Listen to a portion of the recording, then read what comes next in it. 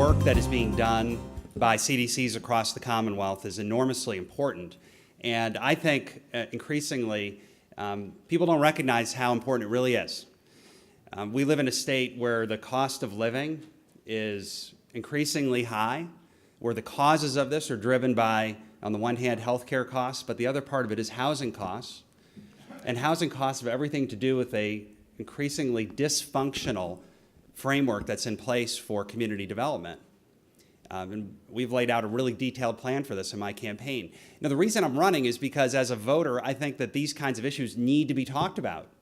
And I became very tired of hearing people in the political establishment talking in vague platitudes about these really important issues and never really wanting to commit to real serious dialogue with people that actually know what they're talking about, and challenging people to say, hey, some of this stuff costs money, but we need to do it.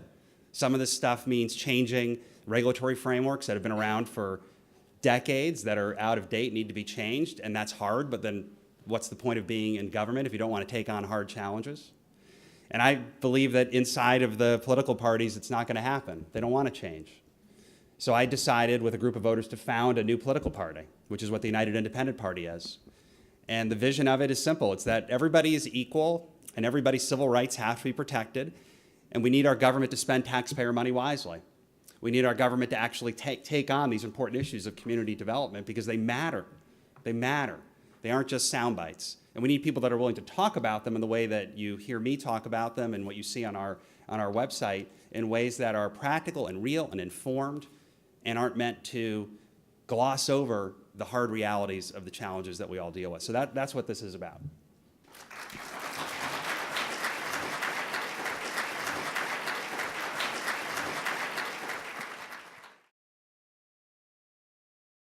The answer is yes. It's amazing. Yeah, okay, go ahead. It's unfortunate that that should be the kind of thing that we have to clap about. And I know it went up from $700,000 to $2 million, but we got a $36 billion budget, and CDCs are doing work that everyone will say is really important and really good. But where's the money? Where's the money? I had the privilege of working for a very short time with one of the CDCs, Interise. My friend Gene Horstman is the CEO of it. I worked with the group in Lawrence. I'm a business person. That's what I was doing before running for governor. I speak Spanish because my father came to this country from Venezuela. And working with those small business owners in Lawrence and helping them figure out business plans and understanding whether or not the way they wanted to go about growing their business or not, in some cases, was incredibly inspiring and valuable. And to know that we've got people at the level of our state government that think $700,000 is enough money for programs like that across the state it's really appalling. So we have to be funding these things to the maximum extent possible, which is at least $2 million. But we also have a much larger responsibility because the cost of living being as high as it is and the dysfunctional way in which we do development in Massachusetts means that all the problems that are facing communities that have poverty, communities that are disproportionately Black and Latino, do not get the ability to develop and grow in a way that they otherwise could. And it's not just about the money from the state. It's about the regulatory framework. So we laid out a plan in my campaign. You can read it. That's important on the Falchuk2014.org website called the Thriving Communities Action Plan. My running mate is a land use and town planner. He's a man named Angus Jennings. He's worked in communities all across the Commonwealth. And we put this plan together saying, what are the things that make sense? So much of this has to do with making sure that the state properly funds education.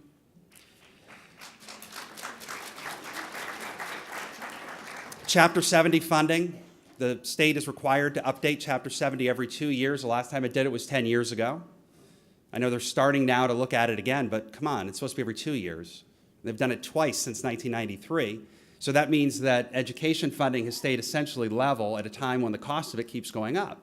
So cities and towns acting in what they perceive to be their financial best interests say we're going to zone for what I've heard people call child-proof zoning. Large lots, single-family homes. Maybe there'll be a 40B to make up some of the difference, and that then bothers everybody in the community about affordable housing, gives affordable housing this very bad name. So we got to start by funding education properly, providing technical assistance to the cities and towns so they can plan for growth. They can afford to have planning on the agenda, so they can change their local zoning to plan for smart growth. we have this great framework, 40R, on the books, but because the money's not there and because cities and towns don't truly understand in many cases how to do it, we don't see 40R developments happening. We need to reestablish something that I thought was a useful tool, which was the Office for Commonwealth Development, so that we can hardwire the leveraging of both public investment and private investment in infrastructure and development to help support cities and towns to plan for their own futures. This is a home rule state, and cities and towns need to be empowered to plan for their futures. But if we're not willing to talk about this, and you can see there's so much more in there. I mean, zoning reform, not even being able to have a vote for a decade is incredible to me, in spite of all the efforts that have been put forward by people to try to put that on the agenda. It gets stuck. So for all the nice talk about the need to make sure that we've got growth in our Commonwealth, there is no real pro-growth agenda that's being discussed other than if they let me in a debate, there is. But when it's not, it's not on the agenda, and we're every year waiting to say, it could have been worse. It could have been worse. So to me, I think the work that CDCs do is enormously important. It is something that is happening in spite of this broken regulatory framework, and it could be so much better leveraged if we could just change the way we do development in Massachusetts.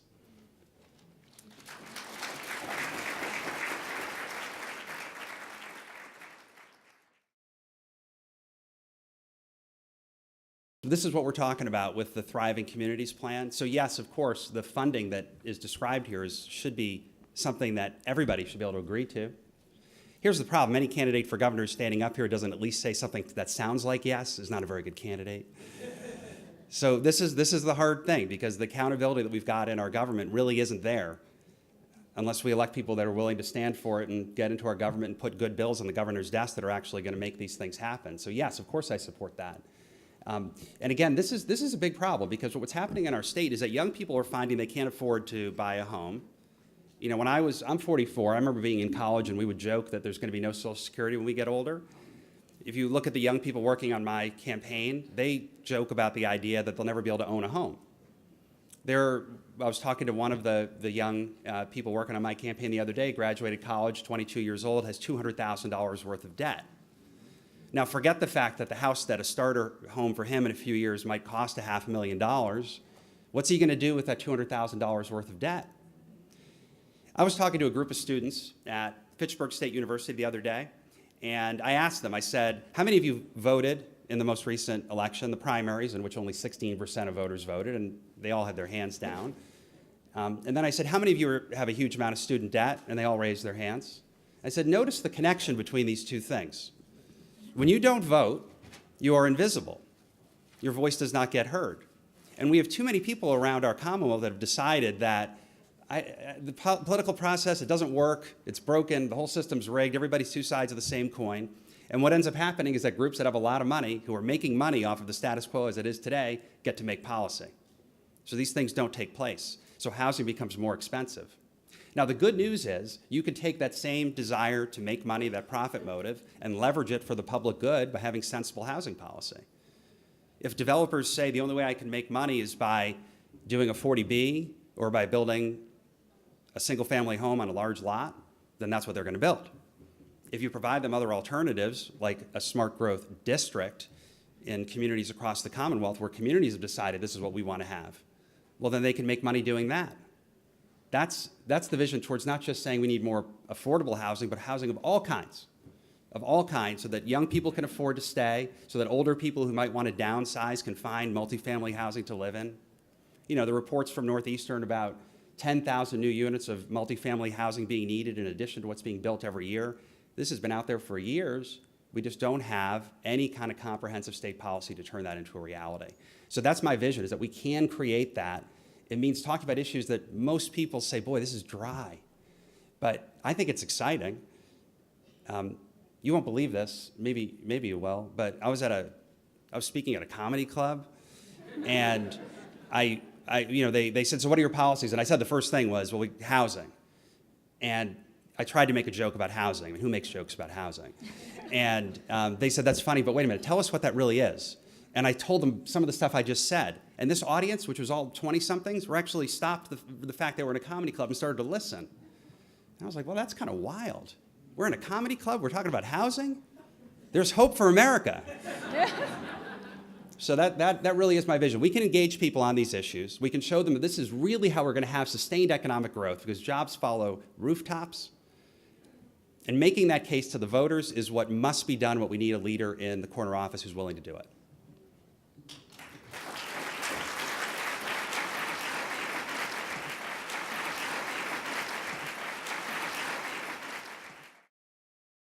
Yes. I mean, to me, this is simple.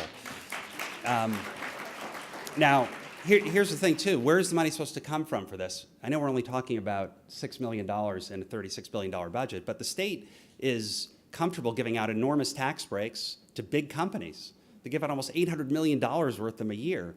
And we're talking about a $6 million tax credit so that private individuals can donate to CDCs and have that be leveraged. Well, our priorities are out of whack when that's happening.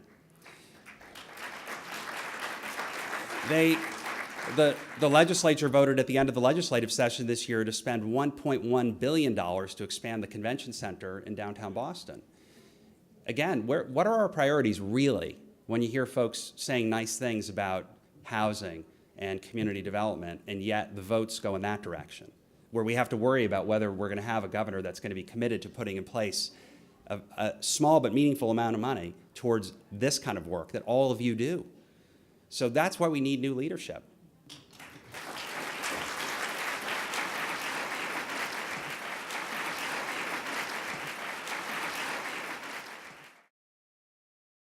Absolutely, because remember, one of the things that's one of my priorities, and I do advise you to please read the Thriving Communities Action Plan. As experts in this field, you're going to find it interesting.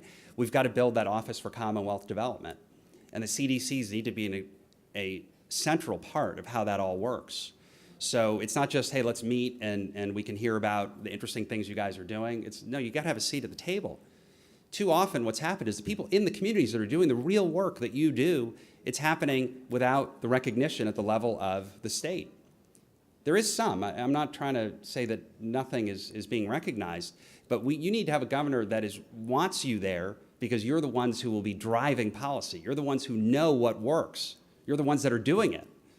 So it does not need to be something that's at the fringe. It should not be the kind of thing that, hey, we'll periodically talk. I need your help. We need to be at the table talking about how do we implement this kind of policy on a statewide level. Great. Thank you. Thank you for your time and listening to our priorities. All right. Thank you. And please visit Falchuk 2014. I hope I can earn your votes. Thank you.